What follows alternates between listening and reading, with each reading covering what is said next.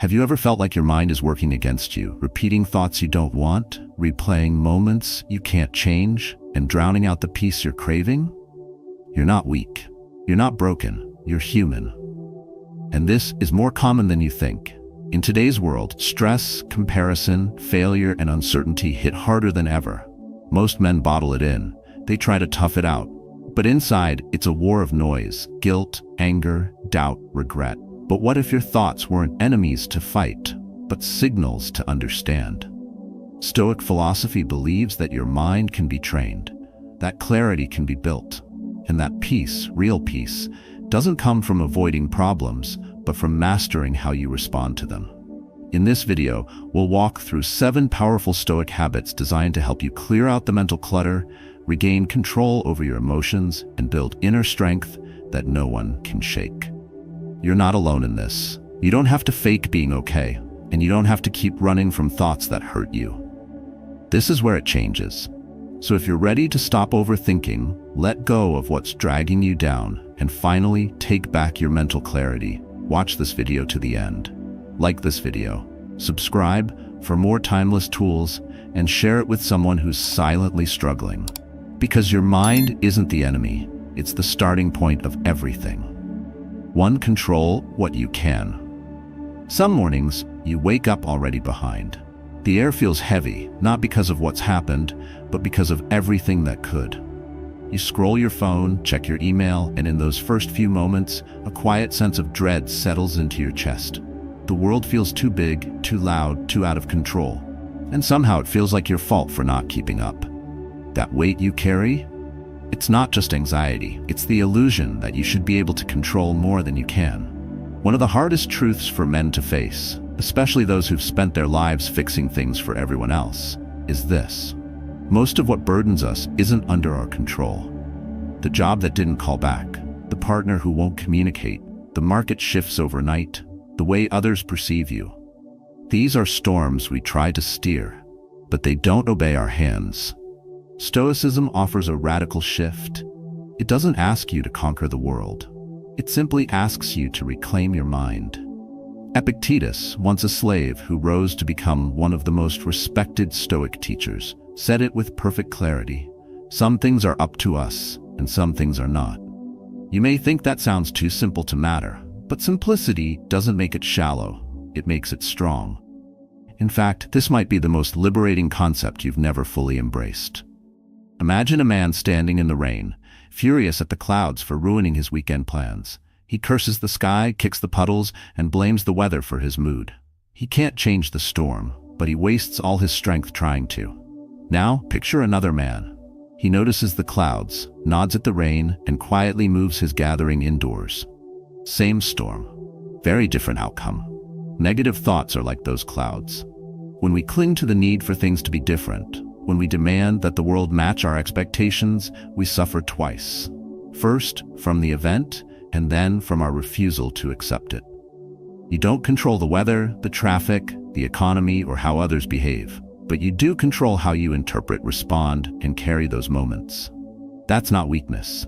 That's where your real strength begins. This shift starts small.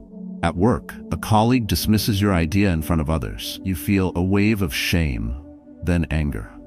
Your first impulse may be to fire back or shut down, but pause. Ask yourself, is this something I can control? Can you control their opinion? Likely not. Can you control how you carry yourself in that moment? Completely. Choosing not to respond emotionally doesn't mean you've given up. It means you've stepped into a higher level of self-command. The kind of command that silences spiraling thoughts and anchors you in clarity. The mistake many men make is believing they must control outcomes to feel at peace. So they push, manipulate, worry endlessly, and exhaust themselves chasing illusions of control. When things go wrong, they blame themselves or others. They let their thoughts spin into worst-case scenarios and self-criticism, not because they're weak, but because they're aiming their strength in the wrong direction. What Stoicism teaches, what it trains, is that control isn't about domination. It's about discernment, about learning to spend your limited energy only on what truly belongs to you.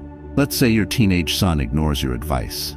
You've repeated it 10 times, and still he chooses his own path. You lie awake, frustrated, helpless, replaying the argument. But again, can you control his decision? No. Can you control your own example, your patience, your values? Always. The peace that Stoicism offers doesn't come from passivity. It comes from precision, from learning to hold your ground only where your feet matter, and letting go where they don't. Marcus Aurelius, the emperor of Rome, faced betrayal, war, plague, and personal loss. Yet in the midst of all that chaos, he reminded himself daily, you have power over your mind, not outside events. Realize this, and you will find strength. You don't need more control over life. You need deeper trust in your ability to respond wisely to it. This week, try one simple but powerful habit. When you feel the pull of frustration, disappointment, or worry, pause. Ask, is this within my control? If yes, take clear action. If not, practice letting go. You'll find that many of your negative thoughts dissolve not by solving problems, but by refusing to carry what was never yours in the first place. You are not here to fight the wind. You are here to adjust your sails. And when you learn to do that, even in silence, your mind begins to clear. Your focus sharpens. You become the calm, not the chaos. The anchor, not the wave. That is where Stoicism lives. And that is where your peace begins. 2. Think before you react. A single sentence can ruin an entire day, not because of what was said, but because of how quickly we let it take root. You might be walking into a meeting, calm and prepared, when someone mutters a careless comment under their breath. It wasn't meant to be loud, but it landed. Your chest tightens, your face burns, your thoughts spiral. Was that about me? What did they mean by that? And before you know it, your mind is no longer where your feet are. This is the danger of instant reaction. When we let emotion leap ahead of reflection, we give our peace away without a fight. In a world that rewards speed, instant messaging, instant judgment, instant response, pausing feels unnatural. But the stillness you avoid might be the very thing that saves you. Stoicism invites you into that stillness, not to suppress what you feel, but to understand it before it speaks for you. Because reacting without awareness isn't a strength, it's surrender. And over time, it feeds a cycle of negative thoughts that reinforce themselves with every unchecked word, every impulsive reply. You're not just reacting to the present, you're reacting from the past, from years of unresolved feelings, buried disappointments, unspoken expectations. That's why a small comment hits like a punch. It doesn't hurt because it's sharp. It hurts because it finds something raw inside you. Now, imagine approaching that same situation differently. You hear the same comment, you still feel the tension, but instead of charging into it, you inhale slowly. You say nothing. You let the space between stimulus and response widen, just enough to let your mind catch up with your heart. That silence isn't weakness, it's restraint, it's mastery. The Stoics saw this as the mark of a trained mind.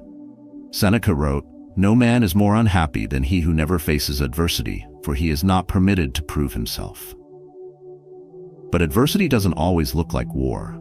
Sometimes it looks like a conversation that didn't go your way, or a message you didn't expect, or a tone of voice that reminds you of every time you felt dismissed. Thinking before you react means reclaiming your presence. It means not allowing the actions of others to dictate your emotional state. When you hold back, not out of fear, but out of clarity, you protect your focus, your energy, your dignity. This isn't easy, especially for men who were taught to speak up, stand their ground, and never back down. But reflection doesn't mean backing down. It means choosing a response that reflects who you are, not just how you feel in the moment. So what does that look like in practice? Start by watching your own patterns. Notice what triggers your frustration. Pay attention to how fast you respond when you feel threatened, ignored, or misunderstood. Then, interrupt that pattern. Take a pause, just 3 seconds. In those seconds, ask yourself, is what I'm about to say coming from clarity or from wounded pride? If it's the second, wait. Write it down instead. Take a walk. Return to the conversation with a steadier breath. The words you withhold today may be the ones that preserve your peace tomorrow. The mistake we often make is assuming silence equals defeat. If we don't respond right away, we'll lose respect. But Stoicism flips that belief. It says that true respect begins when you stop being controlled by every external pressure, when you learn to be still while others rush. Calm while others provoke. Measured while others explode. This kind of control doesn't shout. It doesn't try to win. It simply stands where it knows it belongs. A man who thinks before he reacts is a man who can lead, protect, and endure without losing himself. He doesn't fight every battle. He doesn't need to be right every time. He saves his energy for the things that matter. And in doing so, he becomes unshakable. This week, give yourself the gift of pause, just that. One pause before responding to something that stirs you. It might be in traffic, in a meeting, or in a moment of disagreement at home. You'll feel the pull to defend, to correct, to snap. But instead, breathe. Let the emotion rise, acknowledge it, and watch it pass like a wave. You don't have to ride it. You don't have to drown in it. You only have to remain standing. Over time, this pause becomes your protection. It becomes your power. And your thoughts, those old familiar storms, start to quiet because they're no longer fed by reaction. In that space, you'll find clarity. In that clarity, you'll find peace. Not because life got easier, but because your mind got stronger. And that is the Stoic way. Not to fight every storm, but to become the sky that holds it. 3. Practice dispassion. A man stands in traffic. Someone cuts him off without a signal, almost hitting his front bumper. For a split second, his knuckles tighten around the steering wheel, his jaw clenches. He hears that old voice again. How dare he? The urge to honk, to shout, to let the anger surge forward rises like a tide. But he doesn't move. He doesn't react. He exhales slowly and lets the moment pass. That is dispassion, not detachment, not apathy, but strength and stillness. Dispassion means choosing not to be ruled by every emotion that visits you. It doesn't mean you stop feeling. It means you stop obeying every impulse. In a world where anger is mistaken for confidence and loudness is mistaken for leadership, choosing calm may feel like weakness. But what if it's the opposite? The Stoics believed that mastering your emotions is not about silencing them, but about understanding their place. Emotions are natural, but if they lead the way, they'll often take you somewhere you regret. Anger, envy, resentment, these aren't signs that you're failing. They're signs that you're human. The difference lies in how long you let them stay. Imagine watching a storm from a quiet porch. The sky rumbles, the wind shouts, rain lashes against the windows, but you remain inside, aware of it all, but untouched. Practicing dispassion is like that. You notice the storm, acknowledge it, but you don't step into it. This doesn't mean you become indifferent. In fact, Stoicism values deep empathy, but not reactive chaos. Seneca wrote, "A man who suffers before it is necessary suffers more than necessary." Emotional reactivity is often premature suffering, feeling wounded before the real wound arrives, if it ever does. Dispassion gives you the space to respond with reason rather than reflex. It allows you to ask different questions. Instead of, "Why did this happen to me?" you begin to ask, "What part of this is truly mine to feel?" Many men believe that feeling intensely is a measure of depth, that to be affected is to be real, but pain without perspective becomes bitterness. Reaction without reflection becomes destruction. We've seen this in boardrooms, in marriages, in fathers and sons. Words said too quickly, doors slammed. Respect was lost in a moment that didn't need to happen. The common mistake is thinking that if you don't explode, you've lost. That if you don't defend your pride instantly, someone's taken something from you. But what Stoicism teaches is that no one can take your peace unless you hand it to them. So, how do you live this? Start in small places. When your partner forgets something important, when your coworker interrupts, when your child talks back. Notice the feeling rise, but don't follow it. Name it silently. This is frustration. This is an embarrassment. This is fear of being seen as small, and then let it pass without needing to react. Over time, this pause builds a quiet power. It doesn't make you passive. It makes you precise. You begin to respond only to what matters and only when it matters. Marcus Aurelius, faced with betrayal, sickness, and war, still reminded himself each morning to meet each day's events with equanimity, a calm mind, not free from emotion, but guided by wisdom. He knew that the world would not stop challenging him. He trained himself not to react to everything as a personal attack. In modern life, the same challenge remains. We're bombarded with messages, opinions, judgments. Every social post, every email, every glance can feel like a provocation. But just because something lands in your mind doesn't mean it belongs in your heart. Dispassion is a filter. It lets you catch what's coming in and decide what stays. It helps you conserve your strength for the real fights, the ones that define your character, not the ones that drain it. And in this practice, you create space. Space for better thoughts, space for calm insight, space for the kind of man you're trying to become. One quiet action to begin with. The next time you feel insulted or dismissed, do nothing. Not out of fear, but out of confidence. Watch your mind want to react. Feel the pull of the old habits, then smile inwardly and let the wave pass. Later, if needed, respond, not with ego, but with clarity. This may feel unfamiliar, even unnatural at first. But as you do it more, you'll notice something remarkable. Your days get quieter, not because the world changed, but because you did. Your mind stops spinning with what others said, how they looked at you, or what you should have said back. That space is freedom. And in that freedom, you'll find fewer regrets, deeper presence, and a kind of grounded strength that others may not understand, but they will feel. This is not about never feeling. It's about never being ruled. It's about becoming the calm at the center of your own life. Dispassion is not detachment, it's mastery. And in a world that constantly tries to provoke you, not reacting is one of the most powerful things a man can do. 4. Accept that things change. The moment you try to freeze something beautiful, it begins to fade. A relationship, a career high, your own youth, it all slips faster the harder you try to hold it still. You can feel it most in quiet moments. When you stare at a photograph from years ago and realize that time didn't ask for your permission, it just moved. Change isn't always loud. Sometimes it's as subtle as a new line on your face or the silence in a house that used to echo with children's laughter.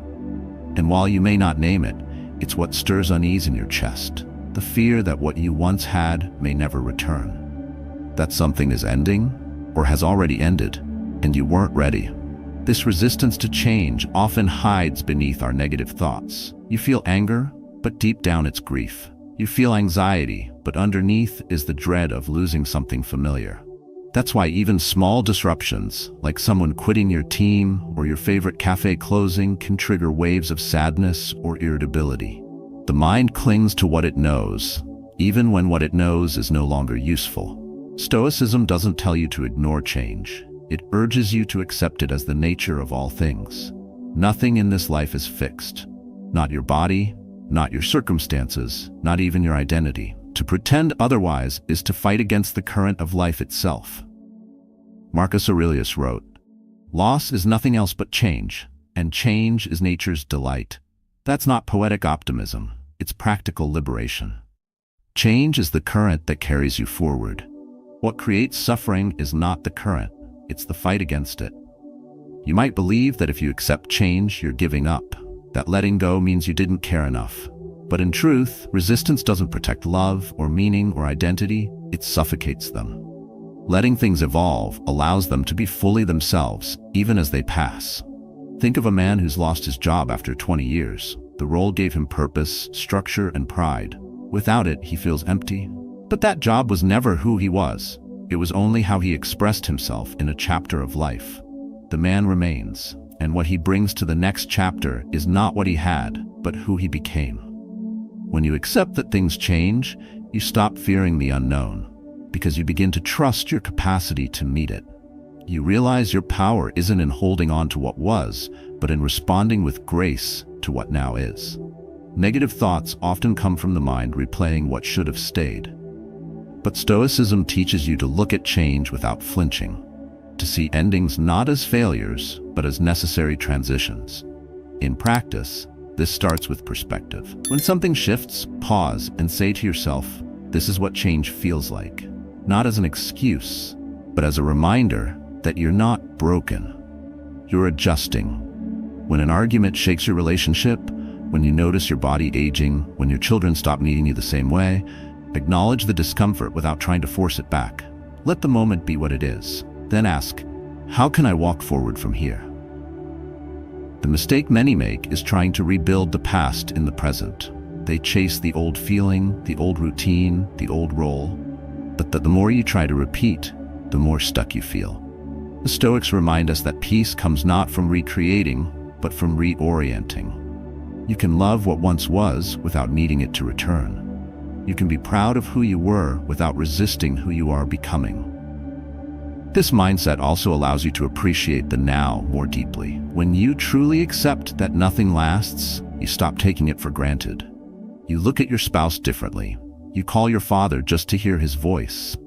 You take in the quiet of your morning coffee like it's the last of its kind. This is what the Stoics called negative visualization, imagining the loss of something not to cause despair, but to awaken gratitude. It's not morbid, it's motivating. It teaches you to love with urgency, to live with presence. Try this simple shift. When you feel a wave of sadness for what's changing, gently say, "Thank you for existing." Not everything stays, but what stays within you that grows, deepens, evolves. You don't lose time, you carry it, you become it. You are not meant to stay the same. The trees don't, the rivers don't, the stars don't. Why should you? Change is not your enemy, it's your teacher. Let it speak, let it speak, let it shape, let it pass through you without resistance. And in that surrender, you'll find a calm stronger than control. A quiet acceptance that no matter what leaves, no matter what ends, you remain, still breathing, still learning, still moving with life. And in this flow, negative thoughts lose their grip. Because your mind is no longer clinging to what was, but opening to what could be. 5. Practice gratitude. Mornings have a strange way of revealing what we take for granted. You wake up, the light filters through the curtains, the water runs warm, coffee steams quietly in your favorite mug, the house is still. These moments pass unnoticed, buried under to-do lists, news headlines, and that quiet pressure to do more, be more. But the truth is, peace rarely arrives with fanfare. It slips in silently through the smallest details. And gratitude is what makes you notice. Gratitude isn't a feeling reserved for rare occasions. It's not something you wait to feel. It's something you choose to practice. And in practice, your perception changes. Not instantly, not dramatically, but steadily, like a fog lifting. Most people misunderstand gratitude. They see it as a soft emotion, something passive. But it's not softness, it's a strength. Because choosing to be grateful in the face of difficulty takes inner power. It takes discipline to look at what's missing and still find what remains. The Stoics didn't teach gratitude as a feel-good gesture. They taught it as a daily, conscious act of attention. Epictetus reminded us, "He is a wise man who does not grieve for the things which he has not, but rejoices for those which he has." That's not about denial. It's about focus. Gratitude isn't about pretending everything is fine. It's about realizing not everything is lost. You may find yourself weighed down by thoughts of failure or regret. You think about the deal that didn't go through, the argument that pushed someone away, the choices you wish you could take back. And that spiral begins. I always mess this up. Why can't I? Gratitude interrupts that spiral. Not by offering false hope, but by pointing you to what is still real, still solid, still worth returning to. Let's say your business is struggling. You feel pressure rising in your chest as bills pile up and results fall short. That voice returns, "I'm not good enough." But beneath that stress is something else, a family still cheering for you, a skill set you've built over the years, the courage to try again tomorrow. Gratitude reminds you of those pieces. It rebuilds your foundation when your confidence shakes. This is why Stoics used a technique called negative visualization. It sounds dark, but it's not about fear. It's about clarity. You imagine losing something you care about, not to wallow in loss, but to sharpen appreciation. You picture life without your morning walks, without your brother's voice, without the freedom to choose your path. And suddenly, what once felt ordinary becomes sacred. You hold it with both hands. Gratitude works because it shifts your attention. It doesn't erase pain, but it makes space for joy to live alongside it. Even in grief, you can say, "I'm grateful I had them at all." Even in exhaustion, I'm grateful I still have the strength to care. And in uncertainty, I'm grateful for the chance to rebuild. Many men fall into the trap of conditional gratitude. I'll be thankful when I make 6 figures, when my marriage is better, when I feel confident again. But waiting for life to meet your expectations before you allow yourself to feel grateful is a trap. Because expectations shift, and the goalposts move.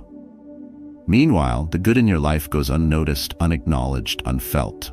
This kind of blindness breeds negativity. It keeps you stuck in what's wrong. The Stoic sees differently. He trains himself to notice what's right, not just on holidays or in highlight moments, but daily, especially on hard days. You can begin this today. Tonight, before you sleep, write down 3 specific things you are grateful for. Not generic ideas like health or family, but moments. A smile from your daughter, a deep breath before a difficult call, the fact that your heart is still beating. These aren't small things. These are your life. If you do this for 1 week, your focus will begin to shift. Not dramatically, but undeniably. Your thoughts will be less about what you lack and more about what you still carry. Your mornings will feel quieter. Your days will feel fuller, not because they changed, but because you did. Gratitude is the antidote to bitterness, to envy, to self-pity. It is the steady hand that pulls your mind back from chaos. And it doesn't need perfect conditions to grow. It only needs your attention. You don't need to fake joy. You only need to be honest about what still matters. As Marcus Aurelius put it, do not indulge in dreams of having what you have not, but reckon up the chief of the blessings you do possess. Your mind is always counting. Train it to count what counts.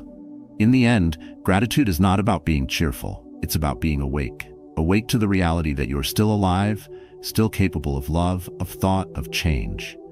That alone is worth pausing for. So pause now. Breathe. Look around, and let the simple fact of this moment be enough.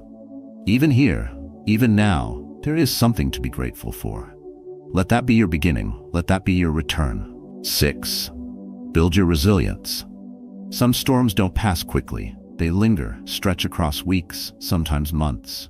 A diagnosis, a divorce, a long stretch of unemployment. It's during these seasons that most people begin to lose themselves. Not because the pain is unbearable, but because they believed it would be brief. And when it's not, when the hardship outlasts hope, the mind turns against itself. That's when negative thoughts grow loudest. Maybe I'm not strong enough. Maybe this will never end. Maybe I'm the problem.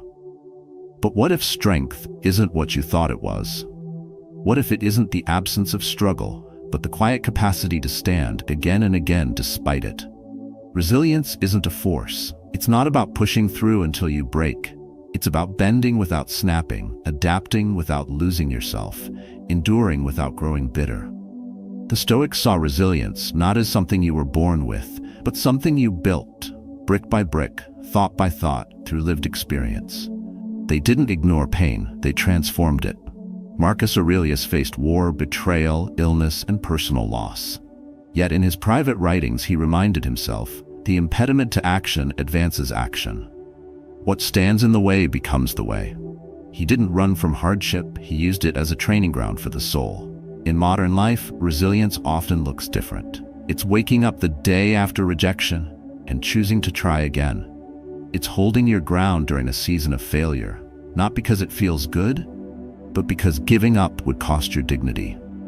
It's feeling the sting of regret and still choosing to build a better version of yourself from it. But most people wait to feel strong before they act strong. They wait for the moment they don't feel anxious or sad or broken. That moment rarely comes.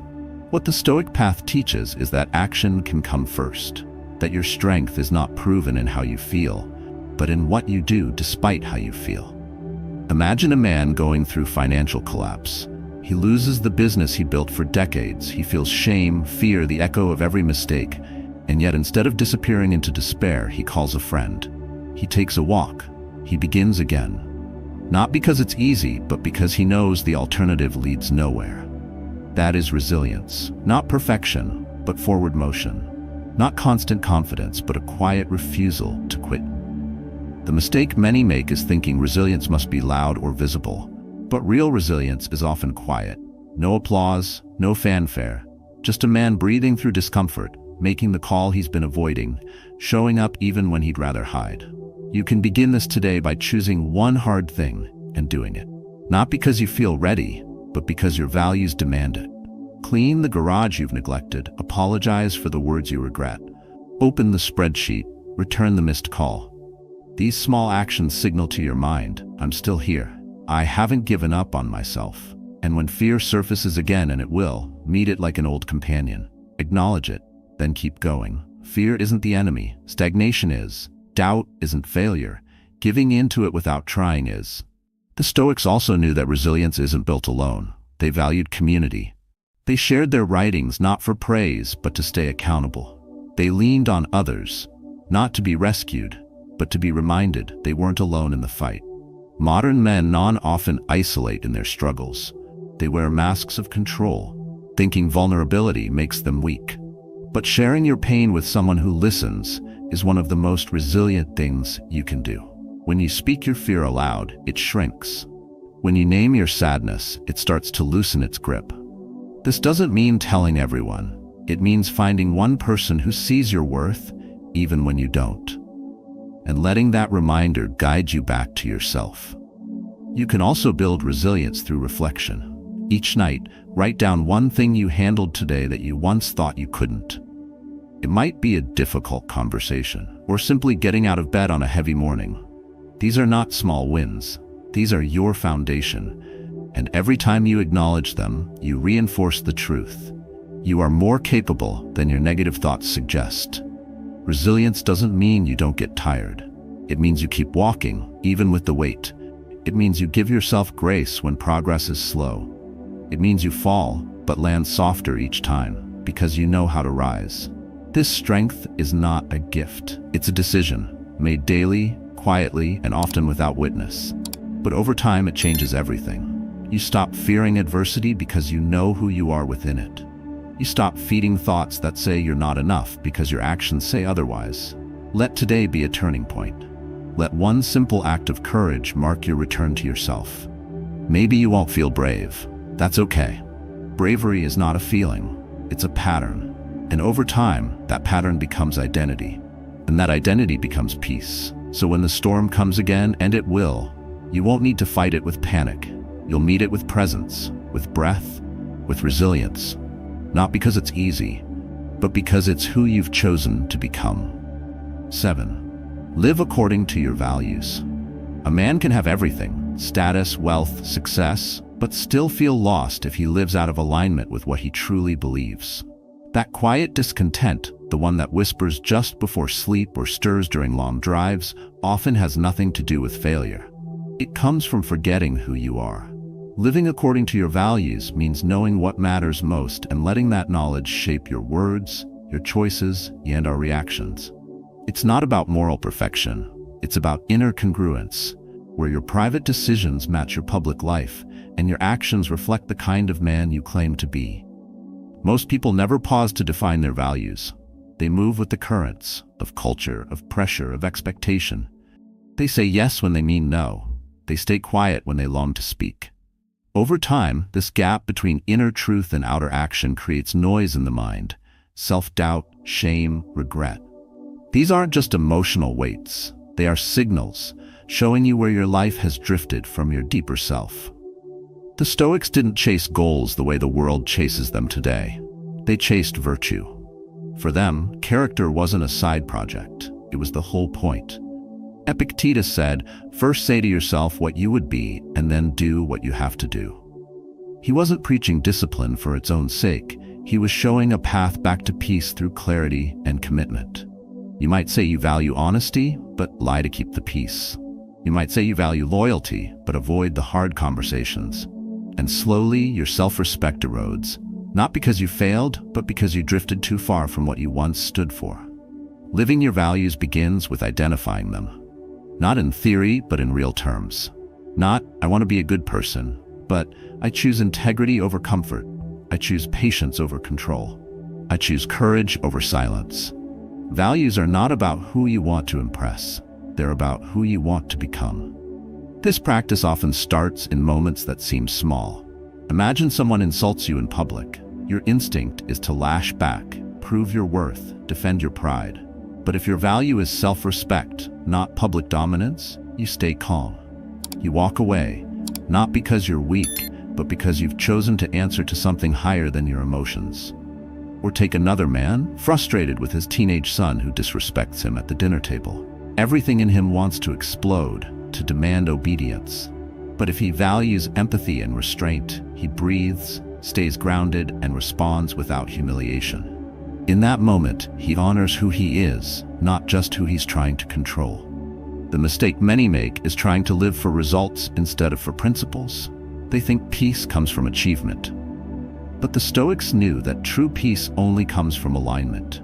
When your actions reflect your core values, even when no one sees, you experience something deeper than pride. You experience wholeness. Negative thoughts thrive in the space where we betray ourselves. That quiet voice that says, "You're not who you said you'd be," grows louder the longer we ignore it. But the beautiful truth is this: you can come back. Every day is a return to yourself. Every decision is a vote for the man you're building. Write your values down. Keep them somewhere you see often. Before hard conversations, before big choices, return to them. Ask yourself, will this action reflect the man I promised myself I'd be? You will not always succeed. You will fall short, speak harshly, and compromise when you wish you hadn't. But each time you notice, each time you choose differently, even a little, you come home to yourself. That's what matters. The Stoic path isn't about suppressing emotion or appearing perfect. It's about presence, about waking up to who you are and living it out, one moment at a time. This isn't flashy. No one may praise you for it. But over time, your mind grows quieter. The chaos of overthinking fades because your decisions no longer come from fear or approval seeking. They come from within. They come from what you know to be right. And when the storms of life come, and they always will, you won't be anchored in results. You'll be anchored in who you are. That kind of man is not easily shaken. He may hurt, but he doesn't crumble. He may fail, but he doesn't quit, because his actions are not for show, they are for Stoic. So tonight, return to your values, name them, commit to them, let them guide your next hard moment. And when your thoughts turn against you, ask not if you are successful, but if you are honest.